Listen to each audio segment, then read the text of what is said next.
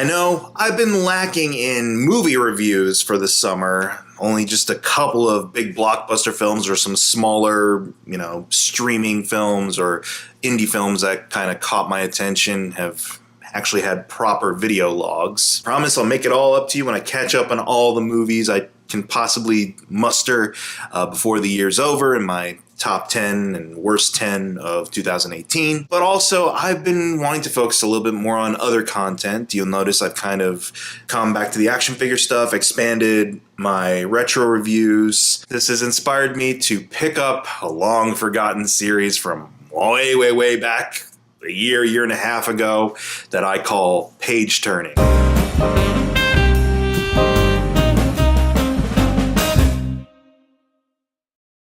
Basically, page turning is any reads or fascinating books I come across, be they nonfiction, fiction, graphic novels, comics, compendiums, what have you. I figured since I have been dedicating this whole summer to talking about old Godzilla and Kaiju movies, why not have a page-turning episode dedicated to a pretty fun Kaiju read that is Xander Cannon's Kaijumax Seasons 1 through 3. Originally this summer, I was going around some of my local comic shops looking for Godzilla comics because I just started the King of the Summer series and Guilty Pleasure Treasure. I was on a Godzilla high, so to speak. Then the new trailer came out for King of the Monsters next year. I know there's some good Godzilla story arcs out there in Dark Horse or IDW Publishing. Let's see if I can find a couple of trades. And one of the shops I went to didn't have any Godzilla Dark Horse or IDW trades, but they did recommend this from Oni Press. Basically, to give you sort of an idea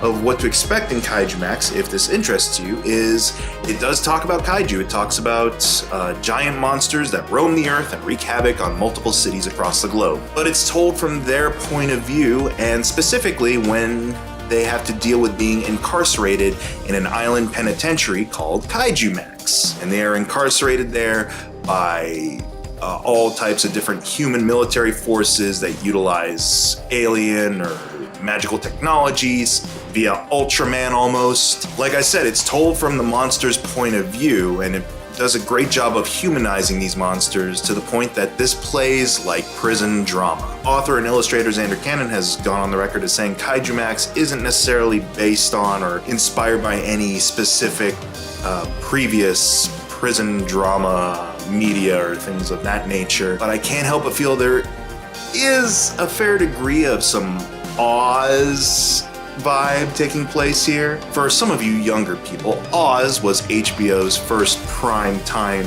drama. And this book especially, since the trades and story arcs are divvied up into quote-unquote seasons with their own individual little arcs tying into a grander mythology, definitely enforces that idea that Oz could have been the great granddaddy for something like Kaijumax. The story at first follows a central point of view character named Electrogore, who is this uranium exuding bug ocean monster creature who's been recently captured. You definitely get a sense from him that he is the Tobias Beecher of this little story. Some other characters come into play a little bit later on who definitely can fill out sort of the Beecher role or personality traits at times, but Electrogore I definitely get a very strong Beecher vibe from. He is something of an innocent and is hardened by his experiences in the prison and with the other inmates. His main focus is to get home to his children, and then you get a sense of what Kaijumax is all about, because very much like Oz, it's got its own little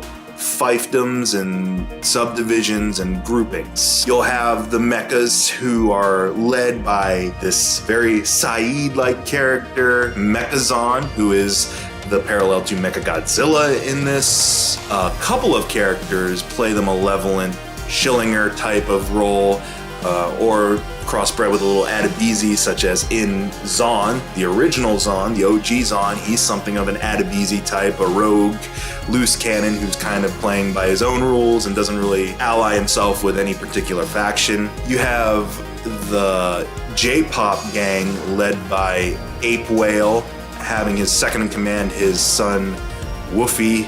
Very abusive relationship there, trying to explain to him, how it's going to be when he becomes king of the monsters. It's not just playing into sort of prison drama tropes, but also Toho Kaiju related tropes. Woofy is pretty much a beat for beat parallel to Manila with regards to his silliness and doofiness and incompetence. You'll have many characters kind of taking on Godzilla-like characteristics. Like I mentioned before, Zon has the Mecha-Zon counterbalance a la Godzilla and Mechagodzilla. Ape Whale, to an extent, is something of a Godzilla parallel. But I know Canon's gone on the record also of saying that he takes more influence from the Ultraman properties than anything else, because Ultraman kind of plays fast and loose with exploring different characters and different story arcs, you know, without any need or necessity to hold to any strict continuity. And in this season, or at least in the first 3 seasons I've already read, that rings true, because for one season you're very much following along with Electrogore. In the second season you still follow Electrogore to a certain extent, but then also it expands the narrative outward to also follow the escapades of a former Kaijumax prison guard named Zhang and his partner, a mecha named Shisato, who happens to be the sister of Mecha-Zon, to the third season, which is straight up Aryan Brotherhood taking on all the other factions in the prison. There is this group of creatures that call themselves the Cryptids, and that involves more of the more supernatural based characters. There's a creature from Devil's Creek, equivalent there, almost along the lines of something like Jersey Devil and things like that, who's incarcerated there.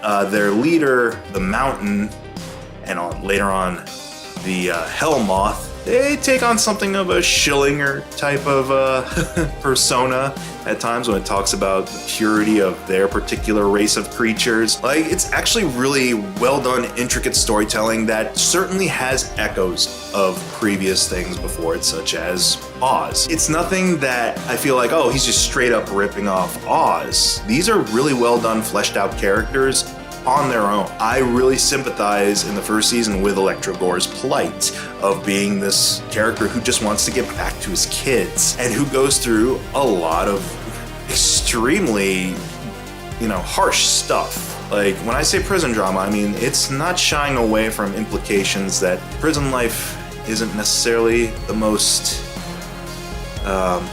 rehabilitating. You'll notice very quickly too that a lot of the guards, a lot of the administrative staff have their own kind of flaws and faults and vices. You're introduced to a character very early on who takes on more of the Claire Howell Metzinger type role of being very corrupt and actually dealing in uranium and other kaiju related drugs to deal outside of the prison. You have your Dr. Nathan type parallel here who relates a little too much to the kaiju to the point of infatuation. You have the warden who is trying to do right by both his staff and the creatures and is trying to be as honorable as he can, but just has a hard time, I feel, keeping up with that in this ever-shifting political landscape of kaiju politics and all the different species butting heads, let alone his own bureaucratic uphill battles with his superiors and with the organizations that are meant to kind of wrangle and keep these creatures in check. Throw into that interstellar space bunnies and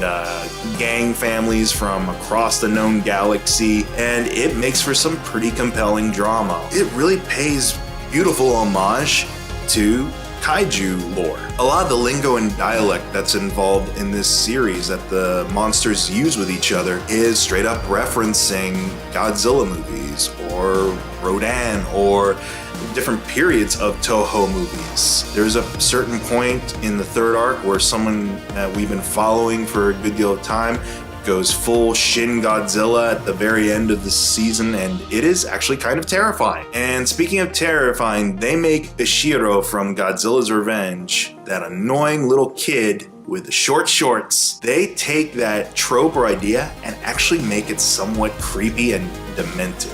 Not to spoil anything, but it is actually some well thought out character development that is compelling, that is unnerving at times, that makes you realize, like, oh man, this is kind of just a shade off from what we've seen portrayed in other really compelling dramas and thrillers. Add to that, the artwork for it I feel is really well done. A lot of people might be kind of put off by the cartoony nature of it, but I feel that's needed when you're trying your best to very much humanize these central characters that aren't human. It has a very Jeff Smith bone feel to it with regards to the character designs. They're silly and extravagant enough, but when they're asked to kind of convey actual real emotion, it is very well done and very compelling. I treated it as if it was a series on Netflix that I could binge. I started off with a season 1 trade, got through that season pretty fast. It was only like 5 or 6 issues, and then immediately I'm like wondering what happens next. I have caught up so far on the trade side of things, and I know season 4 has been going on, I think, since mid-spring. Might be wrapping up soon. I hope the trade comes out very quickly after that, because I just want to be able to catch all of it together in one volume. Oni knows how to put together a pretty efficient and good package. So definitely for the artwork, if you like cartoony yet still dramatic to strong characterizations, very imaginative world building that can parallel real world circumstances, Kaijumax is kind of great. I mean, it makes sense. This is Eisner-nominated, and even Alan Moore has gone on the record as saying this is fantastic stuff. Check out Kaijumax from Xander Cannon, and I know I owe you guys a couple more King of the Summer episodes, so they're coming down the pipe here. Stay tuned. My Lizzas.